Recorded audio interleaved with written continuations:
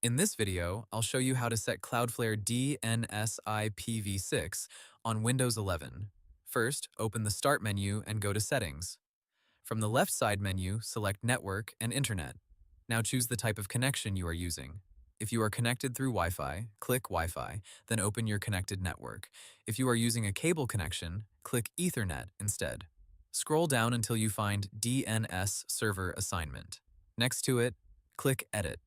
A small window will appear. Change the setting from automatic to manual. Now turn on the switch for IPv6. In the preferred DNS field, enter 2606 4700 4700 1111. In the alternate DNS field, enter 2606 4700 4700 1001. These are Cloudflare's public IPv6 DNS addresses. For DNS over HTTPS, you can leave it off, or choose on if your Windows version supports it and you want extra privacy for DNS requests. When everything is entered correctly, click Save. After saving, Windows 11 will start using Cloudflare DNS for IPv6 on that network connection.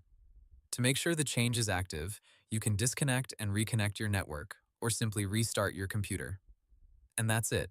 You've successfully set Cloudflare DNS IPv6 on Windows 11. Hope the tutorial was helpful. Subscribe to my channel and see you in the next video.